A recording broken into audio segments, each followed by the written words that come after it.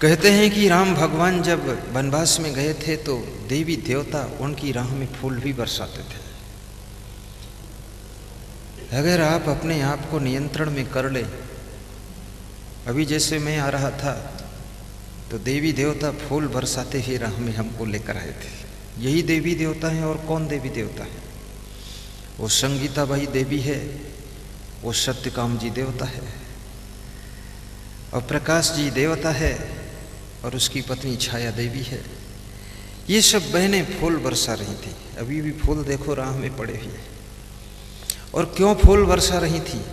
कारण क्या है कि गुरुदेव आप अपने कोमल चरण इन कोमल फूलों की पंखुड़ियों को ऊपर रख करके व्यास गादी पर पहुँचे और हमें ऐसा आशीर्वाद दें, हम भी फूल की पंखुड़ियों जैसे अपना कोमल स्वभाव बनाएं और फूल जैसे हम सुंदर बने और फूल जैसी खुशबू हमारी भी फैले। इसलिए फूल आपकी राह में हम बिछा रहे हैं ताकि हमारी जिंदगी की राह भी फूलों जैसी हो जाए, हमारी जिंदगी की राह में कोई कांटे न रहें, ऐसा आशीर्वाद दें।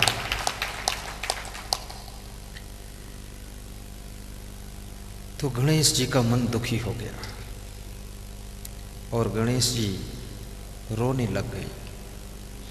जब मनुष्य को सब तरफ से कंपटीशन में अपनी हार दिखाई देती है तो उसका मन दुख में डूब जाता है और चेहरा उतर जाता है, उदासी आ जाती है, निराशा में जाकर के उसकी आत्मा डूब जाती है। और याद रखना, निराश हुआ व्यक्ति मरे हुए के समान ही हो जाता है। निराशा मृत्यु का दूसरा नाम है, आशा जिंदगी का नया नाम है। अगर आपके पास में जीने की आशा है तो आपको रोज नई जिंदगी का अनुभव होगा। अगर आप निराशा में डूब गए हैं तो आपको जिंदगी भी मौत जैसी अनुभूति होगी कि जिंदगी में कुछ सार नहीं है। इसलिए मैं कहूँगा ये सारी दुनिया आशा के धागे पर ही चलती है बंध करके। किसी को पिता की आशा है, किसी को माँ से आशा है, किसी को बेटे से आशा है, किसी को गुरु की आशा है, किसी को शिष्य की आशा है, और किसी को अपने पड़ोसी की आशा है। और आशा से ही एक दूसरे का सहारा मिलता है और उस सहारा से ही इंसान दुनिया के कठिन से कठिन संघर्ष को झेलता हुआ, हंसता हुआ अपनी जिंदगी की 100 वर्ष की लंबी यात्रा को पूरा कर लेता है। दूसरों को सहारा भी दीजिए, दूसरों के आसरा भी बन जाइए। और कहते हैं सहारा देने वाला महान होता है, आसरा देने वाला भगवान होता है। दूसरों को सहयोग करने वाला इंसान कहलाता है और दूसरों की टांग खींचकर नीचे गिराने वाला शैतान कहलाता है। किसी के काम जो आए उसे इंसान कहते हैं, पराया दर्द अपनाए उसे भगवान कहते हैं, उसे भगवान कहते हैं। और सत्संग जो कराए उसे महान कहते हैं और दूसरों का काम बिगाड़ दे उसे शैतान कहते हैं। और जिसको ज्ञान नहीं है कुछ भी जिंदगी का उसे परेशान कहते हैं। वो सदैव परेशान रहता है जब ज्ञान ही नहीं है। तो गणेश जी रोने लगे। रोने वाले का, दुखियारे लोगों का सहारा कौन होता है? वो संत सहारा होता है। इसलिए कहते हैं साधु न होते जगत में जरी मरता संसार। बड़ी विचित्र बात है। आग जो लगी आकाश में झरी गिरे अंगार, और साधु न होते जगत में जरी मरता संसार। ये साधु महात्मा ये संसार में लगी हुई आग को बुझा देते हैं। इनका ज्ञान, इनकी वाणी तुम्हारे भीतर हृदय में शीतलता प्रदान करती है। तो उसी समय नारद जी आते हैं। नारद कौन है? वो संत हैं। नारद बीड़ा बजाते हैं। नारद के सिर में चोटी है, मस्तक में तिलक है, हाथ में बीड़ा है, गले में माला है। विष्णु भगवान के भक्त हैं, ब्रह्मपुत्र ब्रह्मा जी के पुत्र हैं और विष्णु भगवान की भक्ति बहुत करते हैं। उनका नाम नारद है, दासी पुत्र हैं। लेकिन नारद जी बहुत ज्ञानी महात्मा हैं, वैराग्यवान महात्मा हैं। वैराग्यवान महात्मा होते हुए भी यदि कुसंगत का परित्याग नहीं करता है, दूरियां बना करके नहीं रहता है, तो उसका मन भी डांवाडोल हो सकता है। जब नारद जी का मन डांवाडोल हुआ तो विष्णु भगवान ने उनको बचाया था। तो विष्णु भगवान से भी वो नाराज हो गए थे, तब विष्णु भगवान ने समझाया था उनको। इसलिए जिन चीज़ों का त्याग करना है उन चीज़ों से दूरियां बनाकर भी रहना चाहिए। अगर दूरियां बनाकर आप रहेंगे तो आपसे कभी गलती नहीं होगी, आप चूकेंगे नहीं, मिस्टेक नहीं होगी। नारद जी गणेश जी से कहते हैं, गणेश दुखी मत हो। दुखी होने का कोई सवाल ही नहीं है। मैं आपको तरीका बताऊंगा, जीत तुम्हारी होगी, प्रथम पूज्य तुम बनोगे। क्या तरीका बताया? गणेश जी बोले कि मैं परिक्रमा नहीं कर सकता हूं पूरी पृथ्वी की, क्योंकि मेरा वाहन कमजोर है, चूहा है। तो फिर क्या करना चाहिए? तुम केवल माता पिता की परिक्रमा करो, क्योंकि पूरी पृथ्वी पर माता पिता ही तो निवास करते हैं। और जो अपने माता पिता की पूजा नहीं कर सका, परिक्रमा नहीं कर सका, उसको दुनिया भर में परिक्रमा करने से कोई मतलब नहीं होता है। कार्तिकेय को चक्कर काटने दो पूरी पृथ्वी का, लेकिन तुम केवल अपने माता पिता की परिक्रमा करके हाथ जोड़कर पैर छूकर बैठ जाओ, तुम इनकी पूजा करने से प्रथम पूज्य हो जाओगे। वकालत मैं करूँगा, तर्क मैं करूँगा, जीत तुम्हारी मैं कराऊँगा। संत जिसके साथ में वकील बन जाए उसकी यमपुरी में भी जीत हो जाती है, यमराज भी वहां पर हारता है और उसकी जीत हो जाती है। आपने एक कथा सुनी होगी, बहुत अच्छी कथा है, कि राजा कौंस की कथा। ये विश्राम सागर में आती पुराणों की कथा है। राजा कौंस की जब मृत्यु हुई तो उनको यमपुरी पहुंचाया गया। तो यमराज ने उनके कर्मों का खाता खोला और यमदूतों को आदेश दिया कि इसको नरक में डाल दो। इसने न भक्ति किया है, न सत्संग सुना है, न सिर संतों के चरणों में झुकाया है, न हाथों से दान दिया है, न पैरों से चल करके संतों की सेवा किया है, और न तो आँखों से दर्शन किया है। इसका सारा शरीर अपवित्र है, बहुत पापी आत्मा है, इसको नरक में डाल दो। तो नरक में डालने के लिए ले गए और डालने ही जा रहे थे, उसी समय नारद जी वहाँ पहुँच गए। तो यमराज और यमदूत राजा कौंस को छोड़ देते हैं, वहीं नरक किनारे बिठा देते हैं और दौड़ करके नारद जी को दंडवत प्रणाम करने लग जाते हैं। जब नारद जी को दंडवत प्रणाम करने लग गए तो राजा कौंस ने मन में सोचा, कोई ऐसा व्यक्ति आया है जो यमराज से भी बड़ा है, क्योंकि यमराज भी प्रणाम कर रहे हैं। तो मैं अगर उसके पास चला जाऊं और मैं भी उसको प्रणाम कर लूँ, उसकी नज़र मेरे ऊपर पड़ जाए और मैं 1 मिनट उससे निवेदन कर दूं, अगर वो कह देगा तो यमराज हमको छोड़ देगा, फिर नरक में नहीं डालेगा। तो राजा था, बुद्धिमान तो था ही, वो तुरंत पीछे से बिना बुलाए वहाँ पहुँच गया और जा करके नारद जी को प्रणाम किया। तो नारद जी ने कहा, तुम्हारी नई शकल दिख रही, तुम यहाँ कैसे?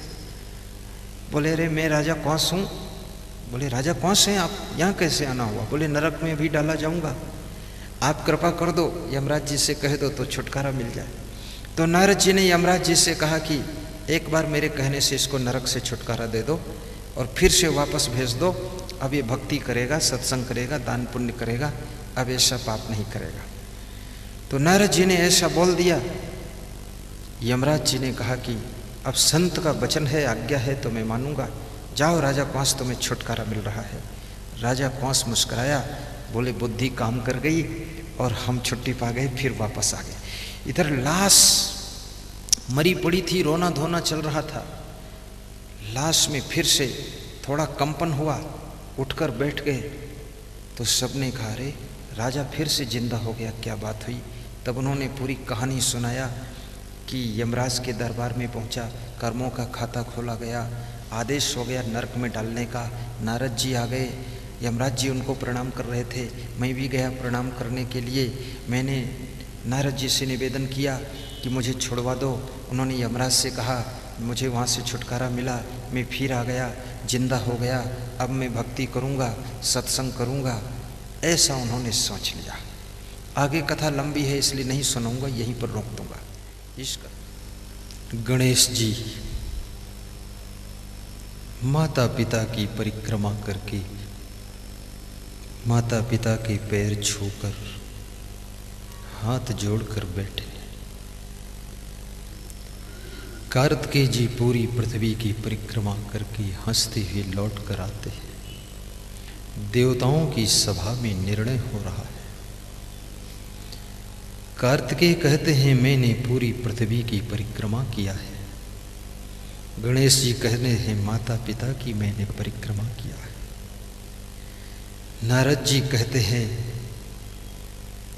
पूरी पृथ्वी माता पिता से भरी हुई है। जो अपने माता पिता को नहीं पहचान सका उसकी पूरी पृथ्वी की परिक्रमा करने से भी क्या फायदा है। गणेश जी ने अपने माता पिता की परिक्रमा किया है, इसलिए गणेश जगत पूज्य होंगे, प्रथम पूज्य माने जाएंगे। देवताओं ने तालियां बजाईं और गणेश जी को प्रथम पूज्य घोषित किया गया। उसी समय से आज तक हिंदू धर्म में देवी देवताओं में गणेश जी की प्रथम पूजा होती है और वही पूजा आज महाराष्ट्र में घर घर में गणेश जी की स्थापना करके प्रारंभ हो चुकी है। आज गणेश चतुर्थी है।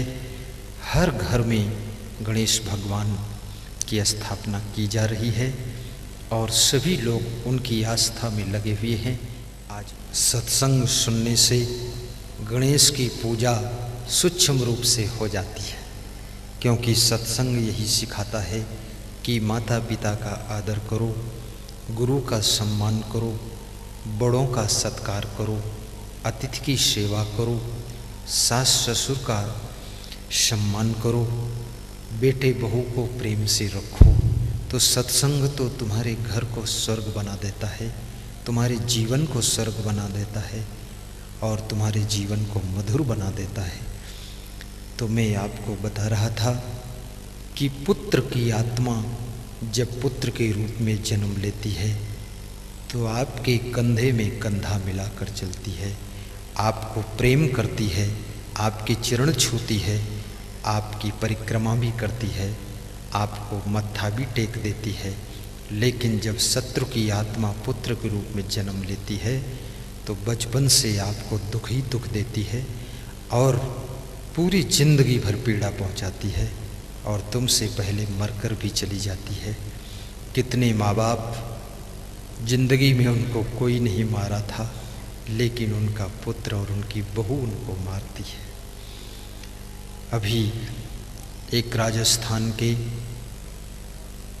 सीआईडी पुलिस अफसर ओम प्रकाश जी कथा सुना रहे थे, बहुत अच्छी, कि एक बूढ़ी सासू अपने घर में खाट पर लेटी थी, उसको रोज चोट लग जाती थी। तो उसका बेटा ऑफिस में सर्विस करता था, पूछता था अपनी पत्नी से मेरी माँ को चोट कैसे लग जाती है। तो बहू कहती थी कोई बाधा, कोई बला, कोई चुड़ैल, कोई प्रेत आकर मारता होगा, चोट लग जाती है। बेटा बुद्धिमान था, उसने सीसी कैमरे लगा दिए जहाँ उसकी माँ लेटती थी। तो सीसी कैमरों ने फ़ोटो ले लिया और उसमें फ़ोटो में जी रिपोर्ट आई, बड़ी अद्भुत चुड़ैल उसको मार रही थी, अद्भुत प्रेत आया था। कौन मार रहा था? वो बहू ही बेलन से मार रही थी, थप्पड़ों से मार रही थी, खाट से खींचकर नीचे पटक रही थी, मुक्का मार रही थी, ढकेल रही थी, बार बार मारकर बाहर देख लेती थी कोई आ तो नहीं रहा है। सारा फोटो सीसी कैमरे ने लिया और वो जब तस्वीर देखी गई, बहू को दिखाया गया कि ये देखो चुड़ैल कौन है, ये बाधा वाला कौन है, ये भूत प्रेत कौन है। तो बहू बहुत शर्मिंदा हो गई। उसको लगता था मैं होशियार हूँ, पकड़ी नहीं जा सकती हूँ, लेकिन आज के युग में अगर पकड़ने पर ही कोई आ जाए तो कोई बच नहीं सकता है, बिल्कुल पकड़ लिया जाएगा। क्योंकि पेन में भी सीसी कैमरे आते हैं, पेन में भी सीसी कैमरे आते हैं और किसी तरह से बड़े बड़े केस पकड़ में आ जाते हैं। अब ये बहू है, ये कौन है जो अपने सासू को, बूढ़ी सासू उठ नहीं पाती है, उसको बेलन से मारती है, थप्पड़ से मारती है, उसको पीटती है, खाट से खींचकर नीचे गिरा देती है। धिक्कार है, धिक्कार है। याद रखना, सासू की सेवा न कर सको तो कोई पाप नहीं है, लेकिन सासू की यदि पिटाई करते हो तो ये बहुत बड़ा पाप है, बहुत बड़ा पाप है। सासू को मारना मत, बेलन से रोटी बेलना, सासू को मत बेलना। वो सासू उसका नाम है जिसने तुमको पति दिया है, जिसने संपत्ति दिया है, जिसने तुमको घर दिया है, महल दिया है, मकान दिया है, जिसका बेटा तुम्हारा सिक्योरिटी गार्ड बनकर खड़ा रहता है, उसी का बेटा है वो तुम्हारी रक्षा में खड़ा रहता है। वेतन लाता है तो तुम्हारे हाथ पर रखता है। तुम स्टेट बैंक ऑफ इंडिया हो, पूरा जमा कर लेती हो। तुम्हारी बैंक में जमा तो आसानी से होता है पर निकलता बड़ी परेशानी से है। अब उसी का बेटा कमा कर तुमको सब दे रहा है, अच्छे कपड़े पहना रहा है, तुम्हारी रक्षा कर रहा है। अपनी माँ का उतना ख्याल नहीं करता जितना तुम्हारा ख्याल करता है। बेटा तो उसका है पर ख्याल तुम्हारा कर रहा है। तो सासू को धन्यवाद देना कि तू ऐसी देवी है जिसने मुझको पति दिया, एक सिक्योरिटी गार्ड दिया, कमाने वाला दिया, मेरा सुरक्षा गार्ड दे दिया और मेरा ख्याल करने वाला दिया। तो मैं एक तेरा ख्याल कर लूँगी तो क्या फ़र्क पड़ता है। तूने सब कुछ दिया है तो मैं तुझे 2 रोटी दे दूँगी और प्रेम दे दूँगी।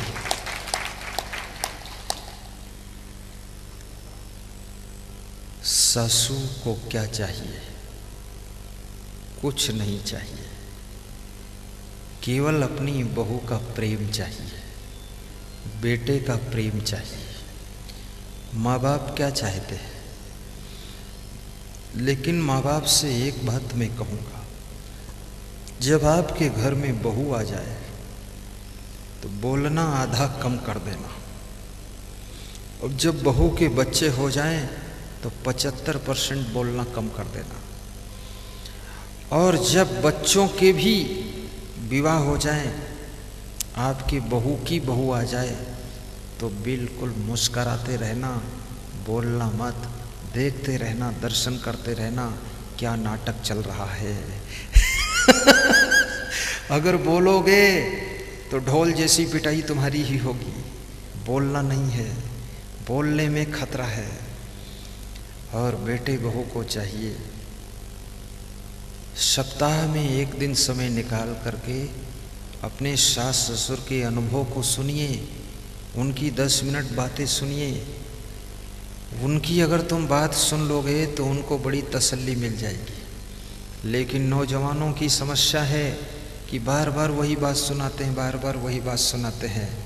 तो मैं इसका समाधान करता हूँ कि बार बार वही भोजन खाते हो तो नहीं उबते हो, बार बार उसी घर में रहते तो नहीं उबते हो, बार बार उसी नल में स्नान करते तो नहीं उबते हो, और बार बार वही कपड़े पहनते तो नहीं उबते हो, और बार बार उसी गाड़ी में चलते तो नहीं उबते हो। तो आपके सास ससुर माता पिता बार बार वही बात सुनाएंगे, क्यों उब जाते हो? उनकी बात को सुन लिया करो, कोई फर्क नहीं पड़ेगा। बात सुनाने से उनको खुशी होगी। और इतने उदाहरण कहाँ नए नए लेकर आएंगे, नए नए उदाहरण कहाँ मिलेंगे? उनके जीवन में जो घटित हुआ है वही तो सुनाएंगे। जहाँ जहाँ उनकी जिंदगी प्रभावित हुई है वो आपको सुनाकर सावधान करेंगे। प्रेम से सुन लीजिए, क्या फर्क पड़ता है।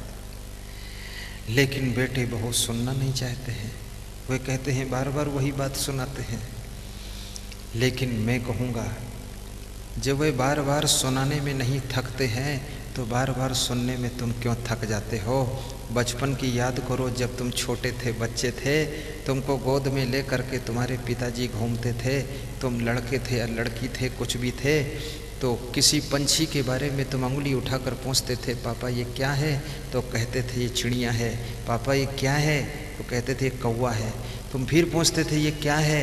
तो बोलते थे कागा है। फिर पूछते थे ये क्या है? तो बोलते थे कौवा है। तुम 20 बार पूछते थे, वही बात बार बार पूछते थे, तो वही उत्तर वे बार बार सुनाते थे। अब वे बार बार तुमको सुनाते हैं तो तुम बार बार सुनने के लिए क्यों नहीं तैयार होते हो? बार बार सुन लो तो उनको बड़ी खुशी की प्राप्ति होगी, मन प्रसन्न हो जाएगा।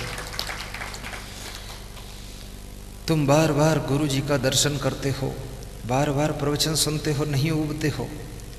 देखिए कल सत्संग में गुजरात बोर्ड के चेयरमैन की धर्मपत्नी श्रीमती रेखा बहन पधारी थी, आज फिर वो पधारी है। उनको सत्संग में बहुत इंटरेस्ट है। उनका मन था मैं तो आऊँगी, कोई आए ना आए, और सत्संग उनको इतना सरस लगता है। कल अपनी गुजराती भाषा में सत्संग की डेफिनेशन किया था उन्होंने, और आकर के फिर छिप करके वो बैठ गई हैं। लेकिन मैं उनको चुपके से देख ली हूँ, उनको आशीर्वाद देता हूँ। बारंबार दर्शन करो, बारंबार सत्संग सुनो, बारंबार सेवा करो, बारंबार सानिध्य में आओ, बारंबार दान करो। अभी जिस रोज से मैं आया हूँ, बारंबार रोज रोज हमको माला पहनाते हैं, हम नहीं उबते हैं। बारंबार ये श्रीकांत भाई, सत्यकाम भाई, प्रकाश भाई, सोमनाथ जी, हर्ष जी, राधे श्याम जी, ये सभी राधे श्याम और सब मिल करके माला पहनाते हैं। कोई रोज कोई पहनाता है, हम कोई नहीं उबते हैं। तो अगर बार बार वो कोई बात भी हमसे कहें तो हमको सुनना चाहिए उनकी बात। और सखाराम पिंपरी राजा वाले औरंगाबाद से जो आए हैं, वो रोज़ एक नए कैटेगरी का माला लेकर आते हैं, बारंबार माला पहनाते हैं, और रोज़ बारंबार 1001 रुपये दक्षिणा देते हैं। घर से संकल्प लेकर आए हैं, नासिक कुंभ में गुरु जी को रोज दक्षिणा दूंगा। तो बार बार दक्षिणा, बार बार दर्शन, बार बार सत्संग, बार बार स्नान, बार बार भोजन, और बार बार सोना, बार बार जागना, बार बार नहाना, बार बार सब काम। तो हम कहते हैं बार बार टीवी देखते हो तो बार बार अपने पिता माता की बात भी सुन लिया करो, सास ससुर की बात भी सुन लिया करो, तो उनको आनंद की प्राप्ति होगी। बारंबार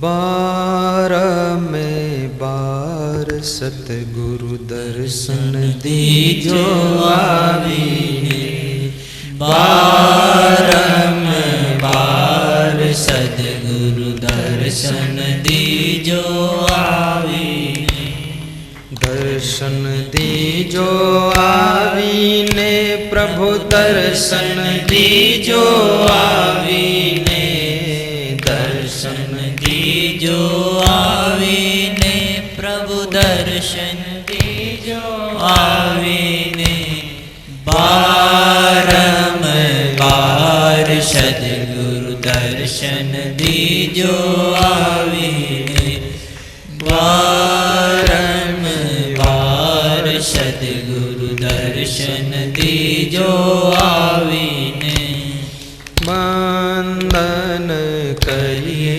सतगुरु तमने शीस नमामीने, वंदन करिए सतगुरु तमने शीस नमामीने, तमने शीस नमावीने, प्रभु तमने शीस नमावीने, तमने शीस नमावीने, प्रभु तमने शीस नमावीने, बारंबार सद्गुरु दर्शन दीजो आवीने, बारंबार सद्गुरु दर्शन दीजो आवीने, बारंबार सद्गुरु दर्शन दीजो आवीने। बोलिए सद्गुरु भगवान की जय। एक महात्मा के आश्रम के पड़ोस 400-500 भक्तों ने प्लाट खरीद कर अपना मकान बनाया है। तो मैंने उनसे पूछा, उनके मकानों में मैं गया, मैंने कहा इधर मकान क्यों बनाया है? बोले इधर इसलिए मकान बनाया कि यहाँ पर स्वामी जी का आश्रम है। सुबह शाम स्वामी जी इस भक्तों की कॉलोनी में, भक्ति नगर में आकर दर्शन देते हैं, पैदल घूमते हैं, एक राउंड लेते हैं। तो हम बार बार उनका सुबह शाम दर्शन कर लेते हैं, इसलिए यहाँ मकान बनाकर उनके पड़ोस रह रहे हैं। सोचना बार बार दर्शन, बार बार सत्संग, बार बार सेवा और बारंबार उनका सानिध्य अपने घर में भी माता पिता के साथ में बार बार प्रणाम कर लेना। 2 प्रणाम तो जरूर करना। सुबह सोकर उठना तब प्रणाम कर लो, और जब सोने चलो तब प्रणाम करो। हमारे संतों में 5 बार प्रणाम होता है। जागने के बाद प्रणाम, उसके बाद स्नान के बाद प्रणाम, फिर भोजन के बाद मध्याह्न प्रणाम, फिर संध्या के समय संध्या प्रणाम, फिर रात्रि में शयन के पहले प्रणाम। ये 5 प्रणाम किए जाते हैं। मुसलमानों में भी 5 बंदगी होती है, 5 नमाज होती है उनकी। हमारे यहाँ 5 प्रणाम होते हैं, लेकिन 3 बार साहेब बंदगी बोला जाता है। साहेब बंदगी, साहेब बंदगी, साहेब बंदगी। जिसे राम राम आप बोलते हैं ना, 2 बार राम राम बोला जाता है। राम राम आप किसी को बोलेंगे तो ऐसा नहीं कहेंगे राम, नहीं, राम राम। या बोलेंगे जय सिया राम, जय सीता राम, ऐसा बोलेंगे। राधे राधे बोलेंगे। मथुरा वृंदावन में आप यदि कभी गए होंगे तो यहाँ यदि पीछे से साइकिल आती है तो साइकिल चलाने वाला साइकिल की घंटी नहीं बजाता है, वो केवल बोलता है राधे राधे राधे राधे। कोई राधे राधे बोल रहा है तो आगे वाले समझ जाते हैं साइकिल आ रही है, और राधे राधे की आवाज़ से रास्ता खाली हो जाता है। तो मैंने पूछा उनसे, राधे राधे क्यों बोलते हो? तो उन्होंने कहा, राधे राधे बोलो चले आएंगे मुरारी। राधे का नाम लोगे तो मुरारी भी आ जाएंगे। बहुत अच्छी बात है। वृंदावन, मथुरा, गोकुल में भक्ति बहुत है। गली गली में राधे राधे, कृष्ण कृष्ण को जपने वाले मिलेंगे, लेकिन वैराग्य कमजोर है। वहाँ वैराग्य नहीं है, और वैराग्य के बिना भक्ति मुर्दा रहती है, भक्ति बेजान रहती है। जिस भक्ति में वैराग्य आ जाता है वह भक्ति जिंदा हो जाती है। आपकी भक्ति में वैराग्य भी आए तो कबीर साहब कहते हैं, जिसके जीवन में वैराग्य है, राग रंग नहीं है, मोह माया का प्रभाव जिसके ऊपर नहीं पड़ता है। ये संसार माया का संसार है। एक मैं आपको कहानी सुनाता हूँ। यहाँ पर वो कहानी किसने सुनाया था मैं बात को बताऊंगा, पहले आपको सुनाता हूँ। मैंने कहाँ सुना था कि इस जीव आत्मा की 4 रानियां हैं। 4 रानी, एक तो भक्ति रानी, दूसरी माया रानी, तीसरी काया रानी और चौथी लक्ष्मी रानी। ये 4 रानी हैं, और चारों रानी में सबसे ज़्यादा ये जीव माया रानी और काया रानी और गृह रानी का ख्याल करता है। भक्ति रानी को करीब करीब भूल जाता है। तो जब जीव की ये मनुष्य का जीवन पूरा होने लगा, मृत्यु का समय निकट आया, तो इस जीव ने माया रानी से कहा तुम साथ चलो। तो माया रानी ने कहा कि हम तुम्हारे साथ नहीं जा सकते, केवल बस जब तक सांस है तब तक हम साथ हैं, उसके बाद नहीं। फिर गृह रानी से कहा तुम साथ चलो, तो उसने कहा हम केवल द्वार तक जा सकते हैं, फिर लाश आपकी आगे जाएगी, वहाँ हम भी नहीं जा सकते।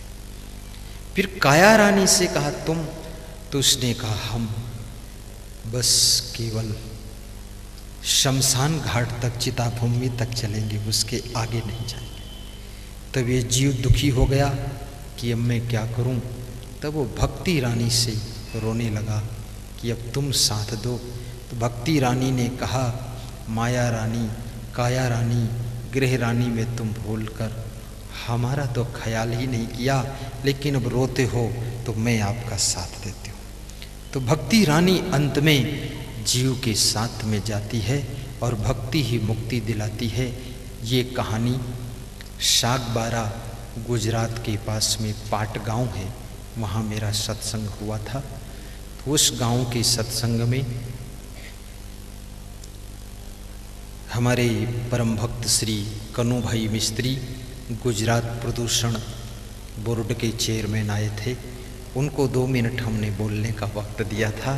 तो ये कहानी उन्होंने सुनाया था, काया रानी, भक्ति रानी, माया रानी की। वो कहानी मुझे याद थी, आपको सुनाया हूँ। याद रखना, वास्तव में आपका भी साथ देने वाली अंतिम में भक्ति रानी है। इसलिए भक्ति रानी का सदैव ख्याल रखना, ताकि अंत में जीव को सद्गति प्रदान करे। और भक्ति स्वतंत्र है, गरीब भी भक्ति कर सकता है, अमीर भी भक्ति कर सकता है, बचपन में भी भक्ति कर सकते हो, जवानी में भी भक्ति कर सकते हो। अभी मुझे सूचना मिली है 11 नवयुवक बच्चे आज गुरु दीक्षा लेने वाले हैं, नामदान लेने वाले हैं, जो पिंपरी राजा से औरंगाबाद जिले से शखाराम घोरपड़े के साथ में आए हैं सेवा करने के लिए। सेवा करते करते, सत्संग सुनते सुनते उनका मन इतना निर्मल हो गया और शखाराम जी ने उनको ऐसा संदेश दे दिया कि उनका मन हो गया कि हम भी गुरु बना लें, गुरु भक्त हो जाए।